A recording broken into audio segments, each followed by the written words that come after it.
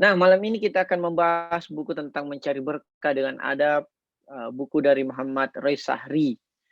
Oke, ketika orang berilmu tidak mengamalkan, orang tua memerintahkan sesuatu yang tidak ia kerjakan, ulama mendakwakan ilmu yang tidak ia amalkan, dan pemimpin menyuruh hal yang tidak ia contohkan, maka ketika itu pula adab telah hilang di tengah-tengah masyarakat kita.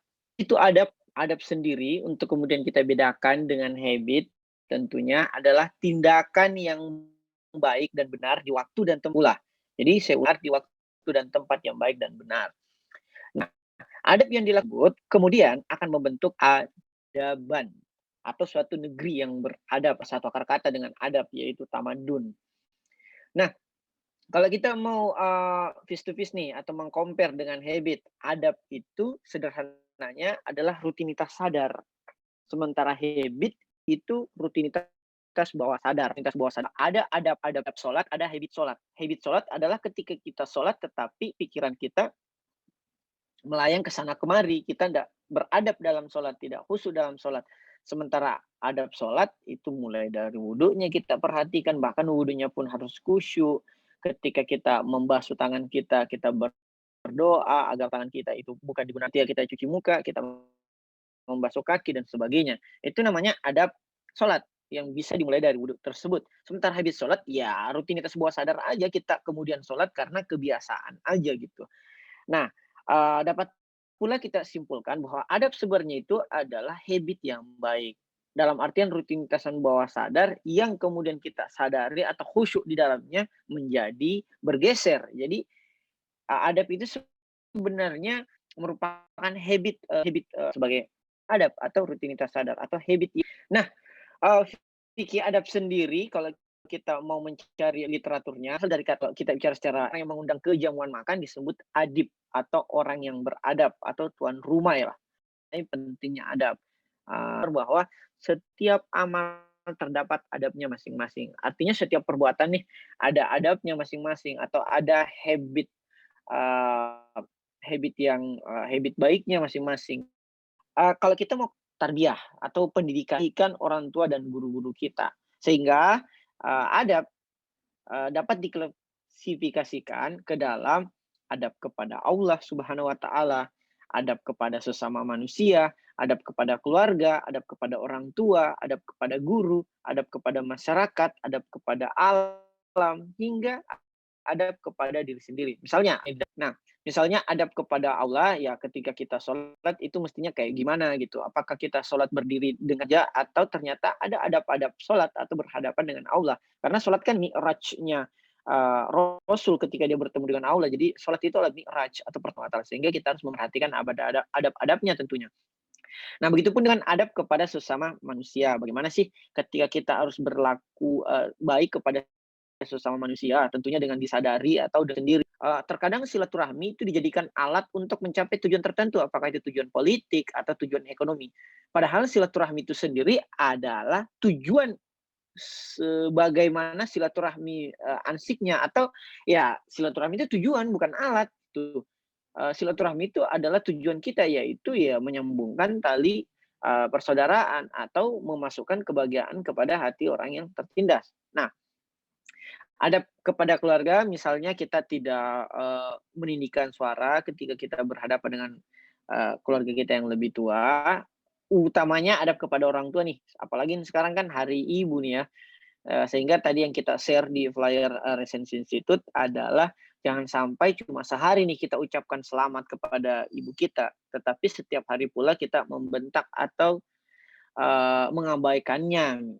Sehingga ada atsar dari Sayyidina Ali pula karramallahu wajhahu bahwa, "Janganlah kau, berkata-kata, eee, fasih gitu kepada ibu yang mengajarkanmu berbicara," gitu. Jadi kita ndak boleh sebenarnya bukan hanya berkata fasih sih, eee membentak juga ndak boleh, berkata "ah" kalau dalam Al-Quran juga nggak boleh.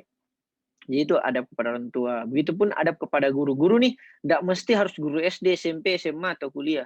Siapa saja yang telah mengajarkan kita adab, itu guru. Even itu junior kita, even itu mitra kerja kita, even itu kekasih kita, even itu tetangga kita, atau bahkan dari seekor anjing pun kalau dia mengajarkan adab kepada kita atau kebenaran perilaku kepada kita, ya kita harus berguru kepadanya. Adab kepada masyarakat, seperti tadi silaturahmi, adab kepada alam, misalnya kita harus berlaku baik pula, berlaku adil pula pada alam, misalnya pada hewan, termasuk pada eee, tumbuh-tumbuhan. Misalnya kita nih, lagi hobi-hobinya nih berkebun atau memelihara tanaman, tetapi kita tidak menyiramnya di pagi hari, ya itu dikatakan tidak beradab kepada alam. Hingga tentunya adab kepada diri sendiri. Nah, kita ini fokus, habit itu berbicara tentang adab kepada diri sendiri atau habit. Sehingga bukan hanya kita harus berlaku adil pada masa depan, tetapi juga berlaku adil pada diri sendiri.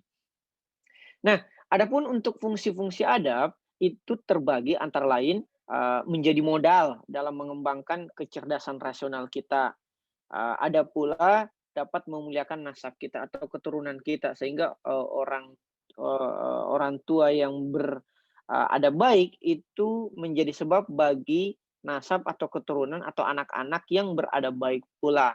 Eee, ada pula berfungsi untuk meningkatkan harga diri kita, baik itu self esteem kita pada diri sendiri ataupun harga diri kita di mata orang lain, serta menyamaikan sifat-sifat keutamaan dalam diri kita. Menyamaikan artinya ya menyuburkan sifat-sifat keutamaan dalam diri kita atau, sifat-sifat yang, fadilah gitu. Nah, keberkahan adab itu, dapat kita tandai, dengan, bertambahnya kebaikan. Sehingga berkat itu sebenarnya bertambahnya kebaikan. Definisi berkat itu adalah bertambahnya kebaikan dalam diri kita. Nah, adab yang baik menjadi berkat, yang pada gilirannya akan menambah kebaikan pula. Sehingga beradab yang baik bagaikan membangun gunung emas kebaikan. Kalau kita beradab baik nih, kita bangun terus nih gunung kebaikan kita. Nah, di dalam, podcast atau ceramahnya Kang Jalal, di situ disebutkan bahwa adab terbaik adalah meninggalkan haram. Meninggalkan yang haram atau wara. Atau bahkan bukan hanya meninggalkan deh, tapi menjauhi yang haram. Jangan meninggalkan, menjauhinya pun, mendekatinya pun kita harus, mawas diri gitu. Nah, dengan beradab hari ini, kita sebenarnya mengurangi kesalahan di masa lalu atau menggugurkan kesalahan kita di masa lalu. Jadi beradab hari ini itu bagian dari, taubat. Nah, selain mengurangi kesalahan di masa lalu, adab hari ini selain mengurangi kekurangan atau kesalahan di masa lalu, pada saat yang bersamaan juga menambah kebaikan di masa depan. Seperti tadi itu memuliakan keturunan itu. Jadi sudah menghapus dosa di masa lalu, memperbaiki juga masa depan kita. Itu pentingnya adab kita per hari ini. Nah, yang terakhir, siapa yang kemudian yang bisa kita rujuk atau sebagai muallim di dalam kita berlaku, adil terhadap, adab kita atau habit kita, atau dengan kata lain siapa sih guru-guru adab? Nah, di dalam buku ini dijelaskan bahwa guru adab yang pertama atau muallim yang pertama tentunya adalah Allah Subhanahu wa taala. Yang kedua baru kepada para nabi alaihissalam. Atau tentunya kepada Khatamun Nabiyyin, yaitu Rasulullah Shallallahu alaihi wasallam. Nah, guru adab yang ketiga kalau merujuk kepada sabdanya Rasul Shallallahu alaihi wasallam, yang mengajariku adab adalah Allah Subhanahu wa taala dan aku mengajarkannya pada Sayyidina Ali alaihissalam.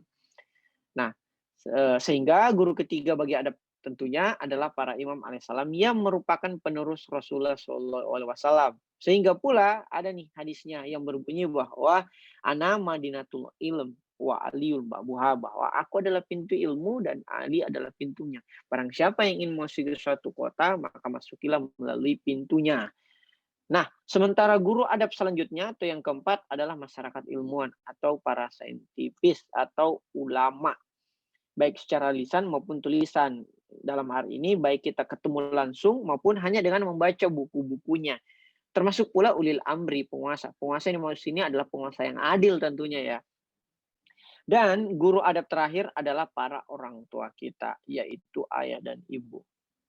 Adapun metode yang tepat untuk mengajarkan adab sebenarnya bukan argumentasi, melainkan kita mengajar dengan adab itu sendiri. Nah, adab itu sendiri adalah bagaimana kita melakukan rutinitas atau tindakan-tindakan secara sadar. Secara sadar itu artinya bagaimana kita memilih yang terbaik dan yang paling benar di waktu yang baik dan di tempat yang baik pula, di waktu yang benar dan di tempat yang benar pula. Jadi adab itu bagaimana kita kemudian bertindak secara baik dan benar di waktu dan tempat yang baik dan benar sehingga melahirkan suatu rutinitas sadar yang pada gilirannya akan menciptakan peradaban. Nah, itulah mengenai buku Mencari Berkah dengan Adab.